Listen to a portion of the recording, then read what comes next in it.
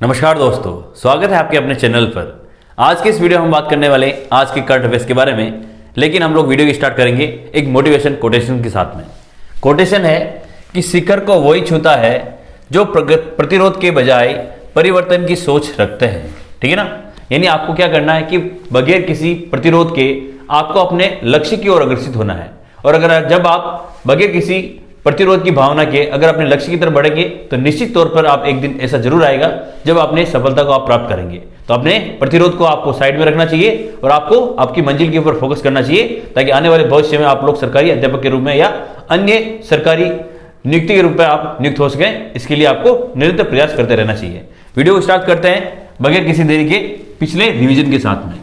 Number 1 question है कि प्रदेश में महिलाओं के आर्थिक सशक्तिकरण के लिए और समावेशी विकास को आगे बढ़ाने के लिए किस बैंक ने the end ultra poverty programme पहल शुरू की है? तो आंसर याद रखना कि एचडीएफसी बैंक ने यह शुरुआत की है। किसके लिए? तो वुमेन एम्पावरमेंट के लिए शुरुआत की गई है। अगला है रावत एजुकेशन ग्रुप के निदेशक कौन है जिन्हें हाल ही में director of the year award 2023 से सम्मानित किया गया है? तो आंसर होगा इसका नरेंद्र सिंह रावत। ये जो याद रखना है ये रावत एजुकेशन ग्रुप की क्या है, निदेशक भी है, ये भी आपको ध्यान रखना है।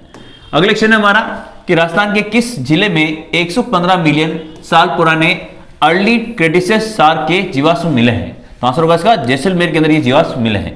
अगला है राजस्थान के किस विधानसभा क्षेत्र से निर्वाचित विधायक बालक नाथ ने हाल ही में संसद से इस्तीफा दिया है? तो आंसर रखना है तिजारा विधानसभा क्षेत्र से इन्होंने हाल ही में इस्तीफा दे दिया है। सॉरी, विधानसभा क्षेत्र में ये नियुक्त हुआ है, ये आप ध्यान रखना ना। ये इस्तीफा कहां से दिया है? तो अलवर से दिया है। ठीक है ना, इनको इस्तीफा कहां से दिया है? तो अलवर से दिया है। और ये किस निर्वाचित सीट से निर्वाचित हुए हैं? तो तिजारा विधानसभा सीट से निर्वाचित हुए हैं। हाल ही में राजस्थान में वर्ष 2023 की अंतिम व चतुर्थ लोक अदालत का आयोजन कब किया जाएगा? तो आंसर होगा इसका 9 दिसंबर को इसका आयोजन किया जाएगा।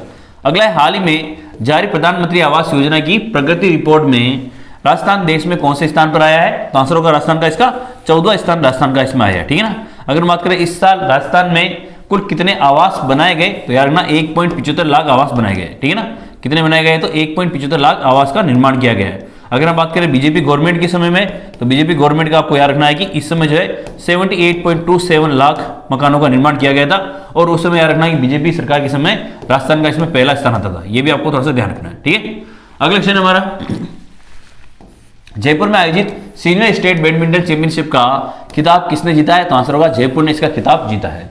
राजस्थान का पहला आयोडीन नमक प्लांट कहां लगाया गया है? तो आंसर होगा नवा कुचामन के अंदर। याद कि राजस्थान का पहला आयोडीन नमक प्लांट लगाया गया है। काफी इंपॉर्टेंट क्वेश्चन है।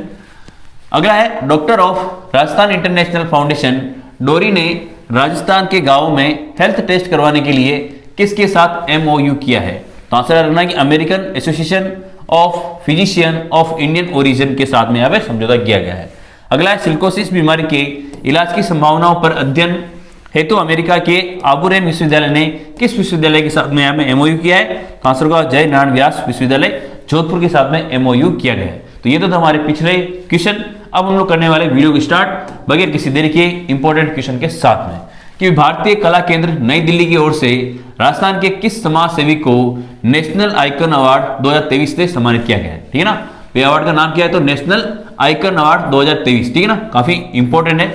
ऑप्शन है ये विष्णु चंद्र प्रजापत, नरेंद्र सिंह रावत, रोहित कोठारी या शरद कुमार शर्मा। तो सही आंसर होगा इसका विष्णु चंद्र प्रजापत को यहाँ पे सम्मानित किया गया है। आपको याद रखना है कि भी अगर हम बात करें विष्णु चंद्र प्रजापत की, ठीक है, तो इनका नाम आपको याद रखना है कि ये विष्णु चंद्र प्रजापत काम क्या करते हैं? तो विष्णु चंद्र प्रजापत का याद रखना है ये समाज सेवी क्या करते हैं? ये समाज सेवा का कार्य करते हैं। यानी समाज से जुड़े हुए जो भी कार्य है, जैसे मान लो भाई किसी का विवाह करवाना है तो ये विवाह से संबंधित कार्य करवाते हैं। अगर मान लो भाई कोई भी लावारिस लाश है मान लो ना भाई, कोई भी लावारिस लाश है तो उसको जलाना, उसका अंतिम संस्कार करवाना, ये इस प्रकार के और भी कोई काम करवाना। जैसे मान लो किसी की शादी वगैरह करवानी है, कोई भी जो गरीब परिवार है उनमें बच्चों की कोई शादी करवानी है, तो इस प्रकार के सारे कार्य इनके द्वारा करवाए जाते हैं विष्णुचंद्र प्रजापति के द्वारा। ठीक है ना, इसलिए इनको क्या किया गया? तो नेशनल आइकन अवार्ड के रूप में सम्मानित किया गया। कहां पर सम्मानित किया गया? तो नई दिल्ली के अंदर सम्मानित किया गया। ये आपको ध्यान रखना है।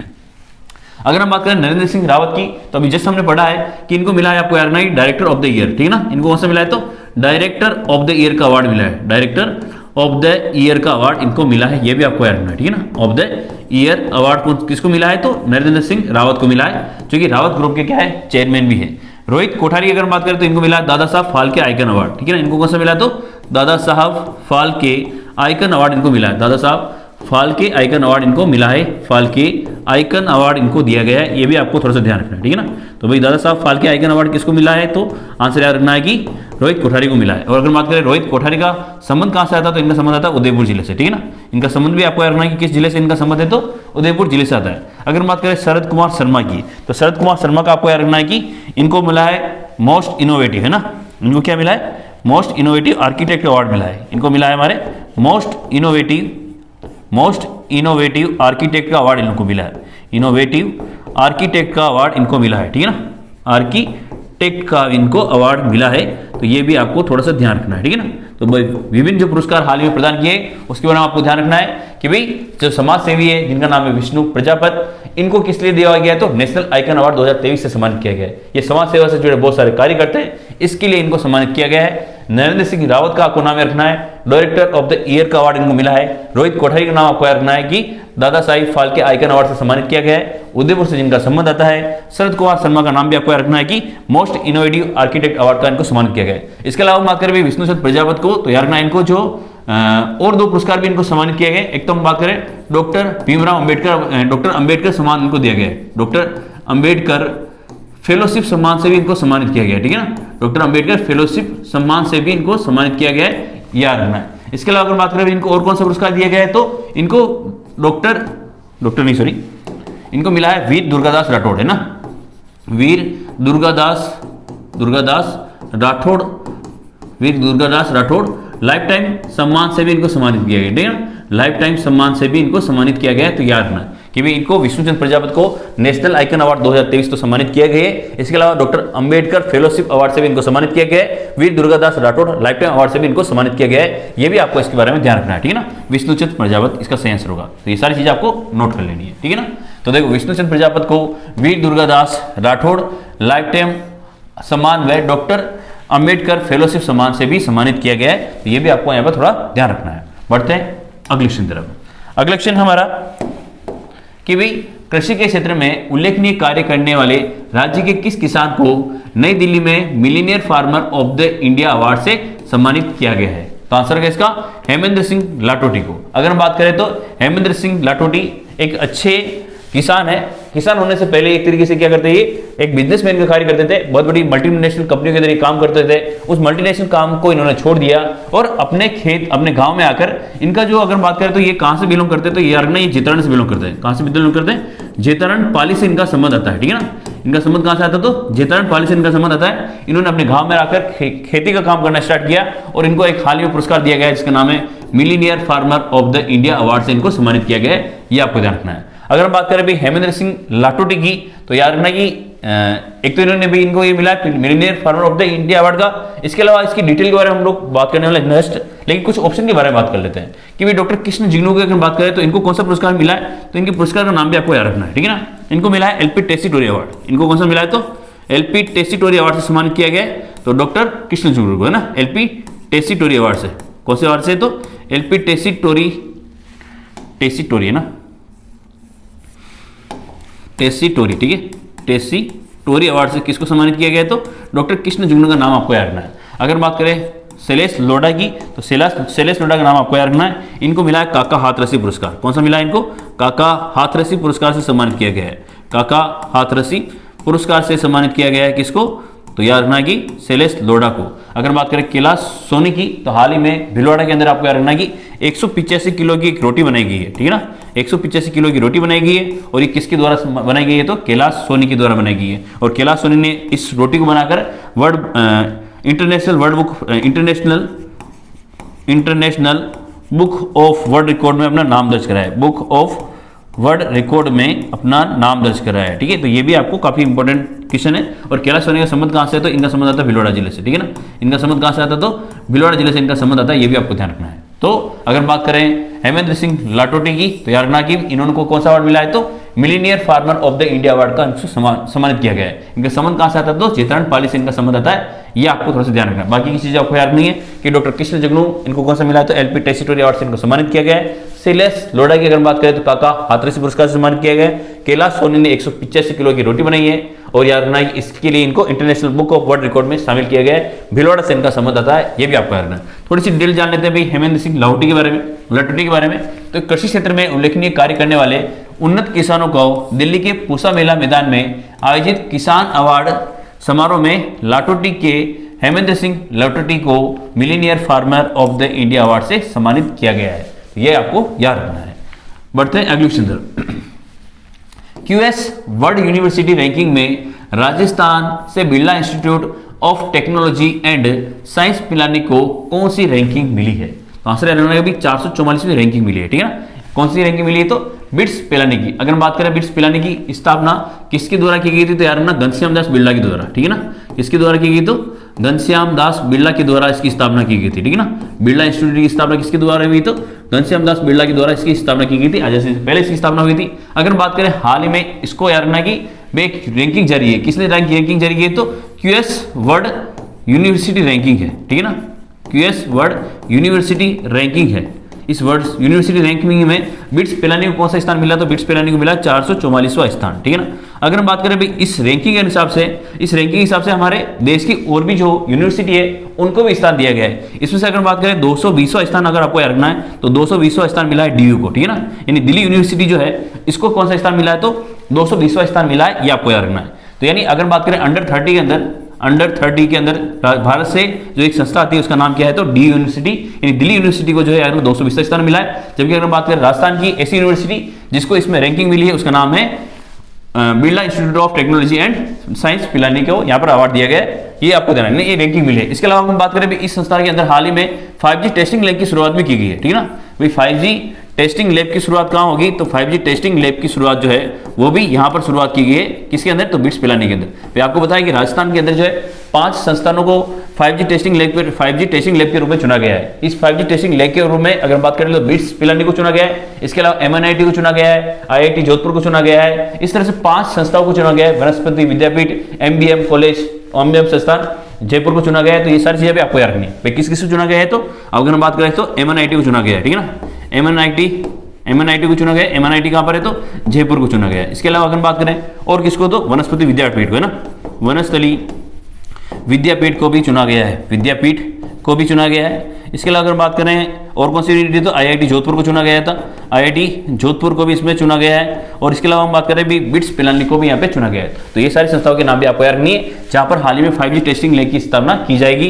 इसके अलावा याद रखना है कि भाई क्यूएस वर्ल्ड यूनिवर्सिटी रैंकिंग है, इसमें राजस्थान की एक यूनिवर्सिटी शामिल हुई है जिसका नाम है बिट्स पिलानी। तो ये भी आपको थोड़ा सा ध्यान रखना है। इसके अलावा अगर बात करें इस क्यूएस वर्ल्ड यूनिवर्सिटी रैंकिंग में 220वां स्थान किसको मिला है? तो दिल्ली यूनिवर्सिटी को मिला है। इसके अलावा और थोड़ी सी डिटेल जान लेते हैं कि भाई क्यूएस वर्ल्ड यूनिवर्सिटी रैंकिंग में दिल्ली यूनिवर्सिटी को सस्टेनेबिलिटी के मामले में ग्लोबली 220वीं रैंक मिली है, ठीक है ना। अगर बात करें इंडियन यूनिवर्सिटी में से डीयू क्या है? तो इसका मतलब डीयू क्या है? यहाँ पे टॉप पे आ रही है, ये आपको याद रखनी है। साथ ही रखना दुनिया की सबसे सस्टेनेबल यूनिवर्सिटी में टोरंटो यूनिवर्सिटी का पहला स्थान मिला है। यानी ये रैंकिंग किसके द्वारा जारी की गई? तो क्यूएस वर्ल्ड यूनिवर्सिटी रैंकिंग है, इसके द्वारा याद रखना कि टोरंटो की जो यूनिवर्सिटी है उसको यहाँ पर पहला स्थान दिया गया है। इंडिया से लिस्ट में तीसरा स्थान पे नाम किसका आता है? तो IIT मद्रास का आता है, ठीक है। जिसको कौन सा स्थान मिला है? तो 344वां स्थान मिला है। इसके अलावा आप एक और स्थान रख सकते हैं 303वां स्थान, ठीक है ना। ये 303वां स्थान रखना IIT बॉम्बे को मिला है, ठीक है ना। किसको मिला है? तो IIT बॉम्बे को याद रखना है कि ये 303वां स्थान मिला है। ये भी आप थोड़ा सा ध्यान रख सकते हैं ना कि भाई राजस्थान से याद रखना है। तो राजस्थान से 444वें नंबर में मिला है बिट्स पिलानी को स्थान। अगर बात करें दिल्ली यूनिवर्सिटी जो कि दिल्ली के अंदर स्थित है उसको मिला है हमारे 220वां स्थान। इसके अलावा 303वां स्थान इसको मिला था IIT बॉम्बे को मिला है। और अगर बात करें इस लिस्ट में अगर बात करें 344वें नंबर पर कौन सा आती है? तो IIT मद्रास भी आती है। ये भी आपको ध्यान रखना। तो सारी इंफॉर्मेटिव चीजें आपको नोट कर लेनी है। अगले क्वेश्चन है और आप वीडियो को प्लीज लाइक जरूर करें। आप लोग वीडियो को लास्ट में लाइक करना भूल जाते हैं जो कि काफी नुकसानदायक होता है हमारे लिए, है ना क्या। तो प्लीज आप वीडियो को लाइक जरूर करें। हाल ही में जारी आंकड़ों के अनुसार हेट स्पीच मामले में राजस्थान देश में कौन से स्थान पर है? तो आंसर याद रखना है भी राजस्थान जो है इसमें दूसरे स्थान पर है, ठीक है ना। कौन से स्थान पे? दूसरे स्थान। हाल ही में याद रखना है कि राजस्थान को लेकर कुछ रैंकिंग्स जारी की जा रही है, यानी अलग अलग प्रकार की रिपोर्ट्स आ रही है। उस रिपोर्ट्स के अनुसार हम बात करें तो हेट स्पीच में राजस्थान का कौन सा स्थान आ रहा है? तो हेट स्पीच में राजस्थान का दूसरा स्थान आ रहा है। तो भाई पहला स्थान किसका आ रहा है उसके बारे में बात कर लेते हैं भाई। तो देखो पहला स्थान आता है हमारे यूपी का, ठीक है ना। पहला स्थान किसका आ रहा है? तो उत्तर प्रदेश का इसमें आ रहा है। और अगर हम बात करें राजस्थान का हेट स्पीच के मामले में कौन सा स्थान है? तो दूसरा स्थान है। इसके अलावा हाल ही में और भी बहुत सारी रिपोर्ट्स आई है जिसमें राजस्थान का कुछ नंबर आया है, उसके बारे में आपको जानकारी होनी चाहिए। जैसे अगर बात करें, एक रिपोर्ट आई है NSSO की, ठीक है ना। इस NSSO की रिपोर्ट की अगर बात करें तो बेरोजगारी के मामले में बात कर लेते हैं कि बेरोजगारी के मामले में राजस्थान को कौन सा स्थान आता है, तो इसके बारे में बात कर ली जाए भाई। तो बेरोजगारी में राजस्थान का आता है दूसरा स्थान, ठीक है ना। कौन सा स्थान आता है? बेरोजगारी में राजस्थान का आता है दूसरा स्थान। इसके अलावा अगर हम बात करें, एक रिपोर्ट आई है NCRB की, ठीक है ना।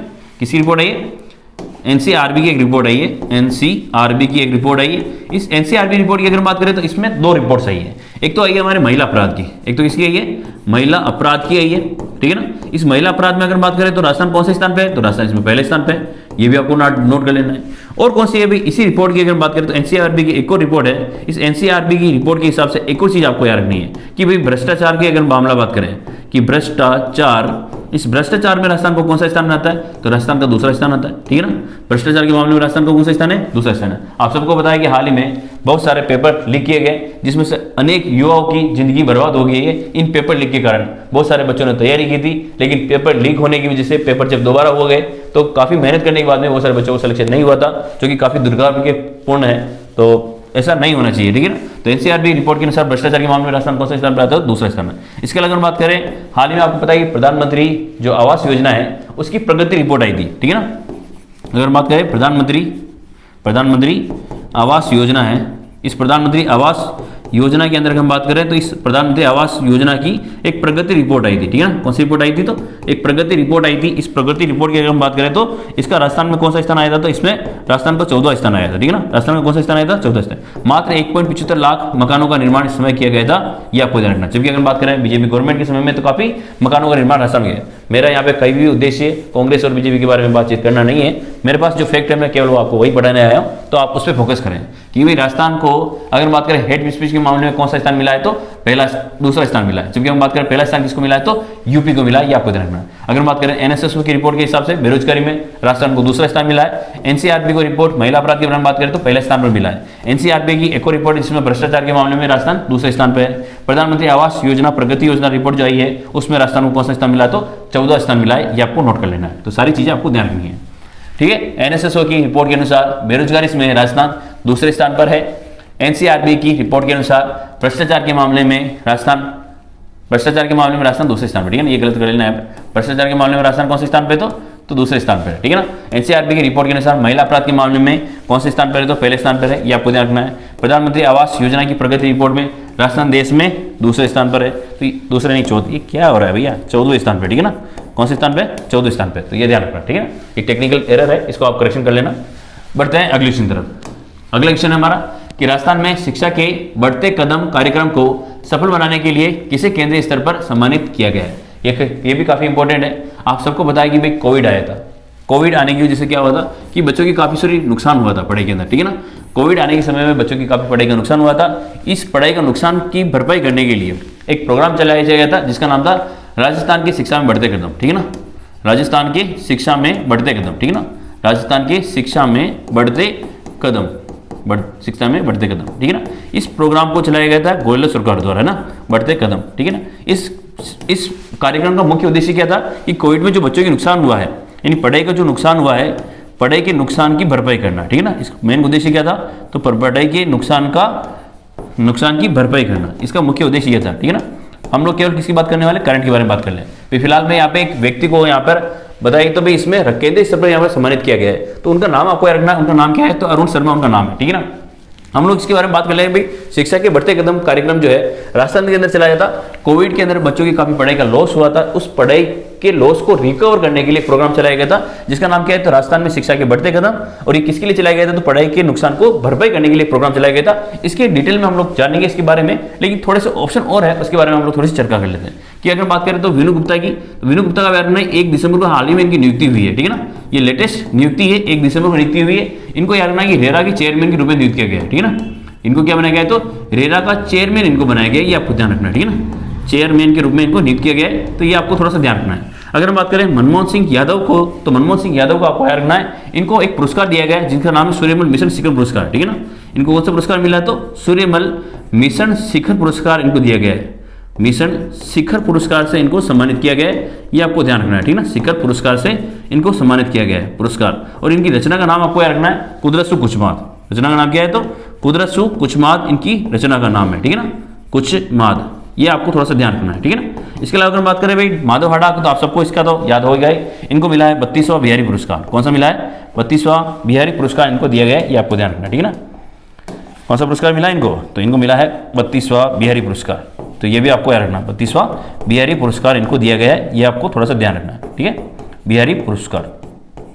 और अगर बात करें भाई इनकी रचना का नाम क्या है, तो सर इसकी रचना का नाम भी आप लोग लिख देते हैं कि भी कुदरसु कुचमाद, सॉरी कुदरसु कुचमाद क्या, इनकी रचना का नाम है पचरंग चोला पहर सकीरी, ठीक है ना। पचरंग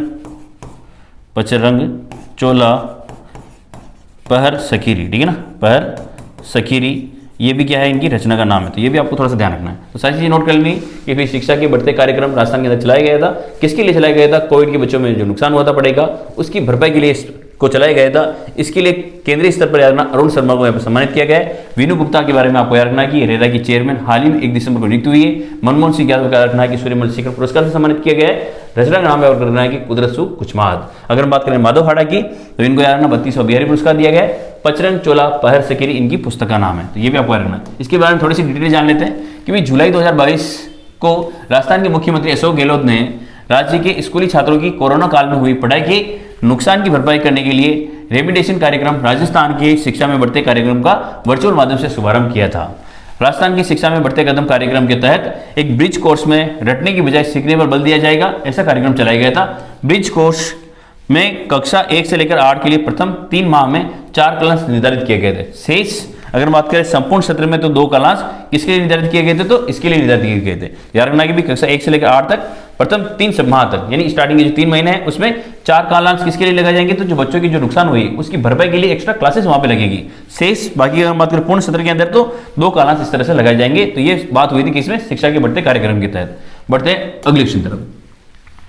भारत के हिमालयी इलाकों एवं चीन के पहाड़ी इलाकों में पाए जाने वाले हिमालयन बजट राजस्थान के किस जिले में देखा गया है, ठीक है। एक तो कहां पाया जाता है, जो हिमालय इलाके है उसमें। इसके अलावा चीन के जो पहाड़ी इलाके उसमें पाया जाता है बजट, ठीक है ना। कौन सा नाम है, तो इसका हिमालयन बजट एक पक्षी है, ये राजस्थान में हाल ही में देखा गया है। तो एक राजस्थान में कहां देखा गया है, तो 2 जगह देखा गया है, ठीक है ना। इसका ऑप्शन क्या होगा, सी ऑप्शन इसका सही होगा। यानी प्रतापगढ़ और उदयपुर के अंदर जो है ये पक्षी हाल ही में देखा गया है, जो कि काफी अच्छी बात है, जलवायु परिवर्तन के लिए काफी इंपॉर्टेंट है। तो ये जानना है इसका आंसर क्या होगा, तो प्रतापगढ़ और उदयपुर होगा, ये आपको ध्यान रखना है।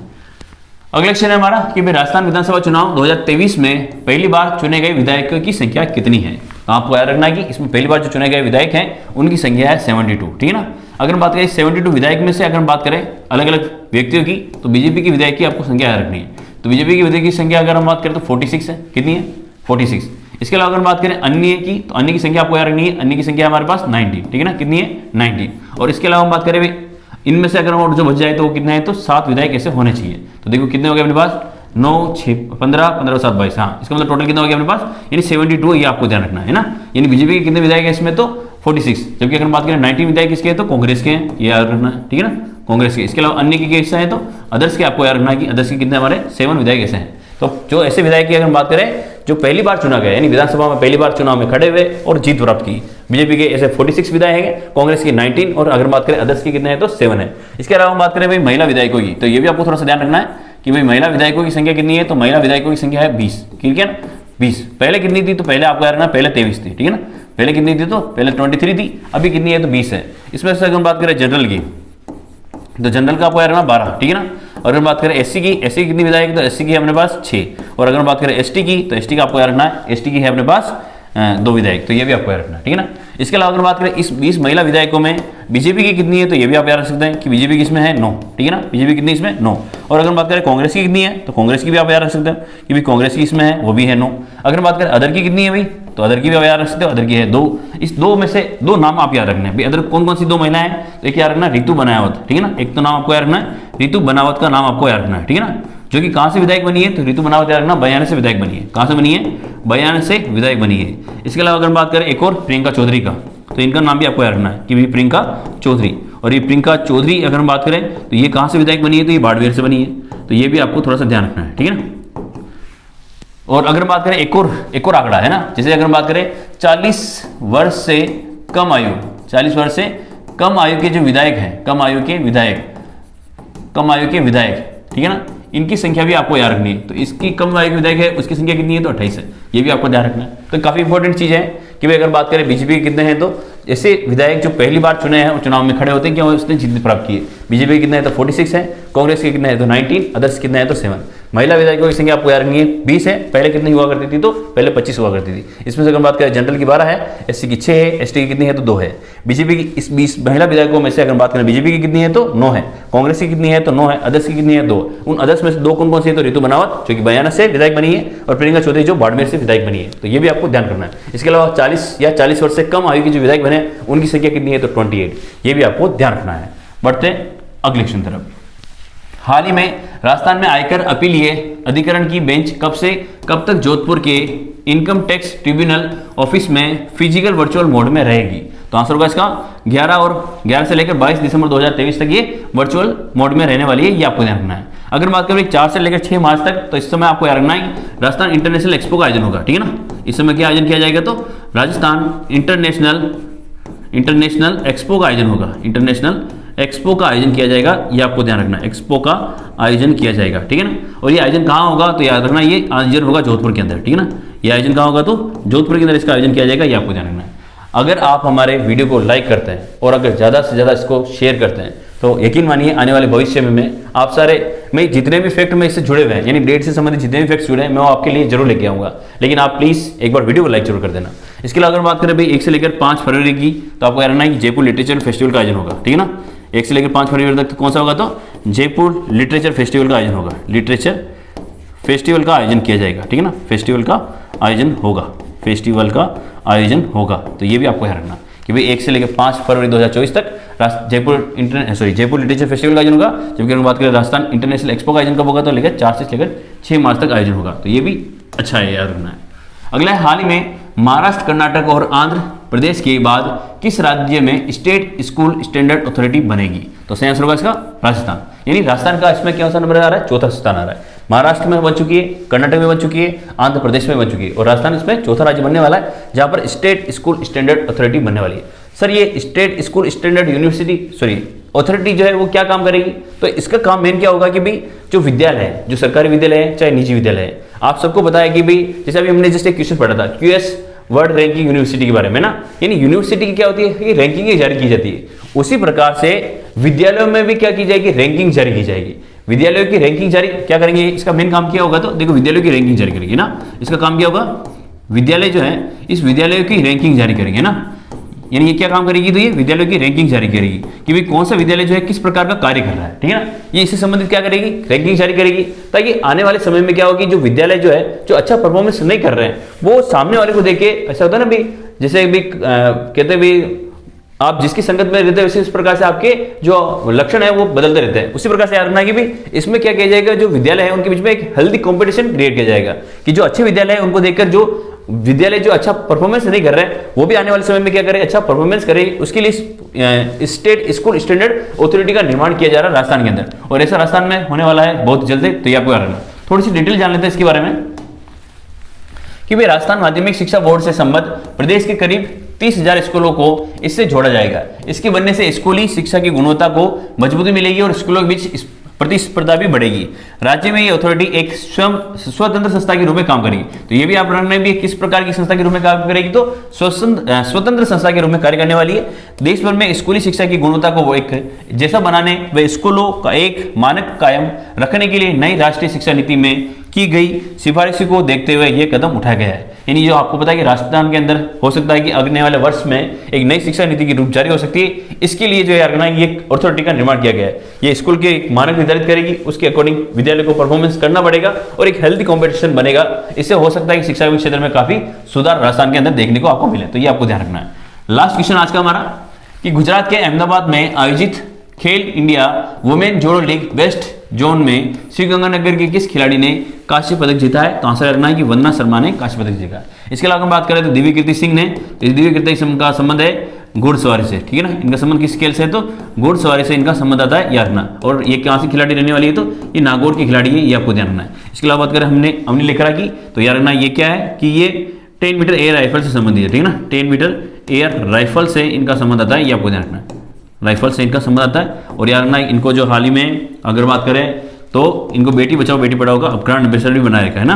बेटी बचाओ बेटी पढ़ाओ का ब्रांड एम्बेसडर भी इनको बना रखा है। बेटी बचाओ बेटी पढ़ाओ, ठीक है ना। इनका ब्रांड एम्बेसडर भी किसको बना रखा है, तो यारना की अवनी लेखरा को बना रखा है। इसके अलावा अगर बात करें दिव्य कीर्ति सिंह को, तो हाल ही में राजस्थान के अंदर चुनाव हुए थे, ये दिव्य कीर्ति सिंह को बनाया गया था चुनाव आइकॉन, ठीक है ना। चुनाव ब्रांड एम्बेसडर किसको बनाया गया था, तो ब्रांड एम्बेसडर बनाया गया था हमारे दिव्य कीर्ति सिंह को, ठीक है ना, एम्बेसडर। तो ये भी आपको ध्यान रखना है। तो काफी इंपॉर्टेंट क्वेश्चन है। अगर आपको वीडियो अच्छा लगा हो तो प्लीज आप वीडियो को लाइक करें, चैनल को सब्सक्राइब करें। जय हिंद, जय भारत।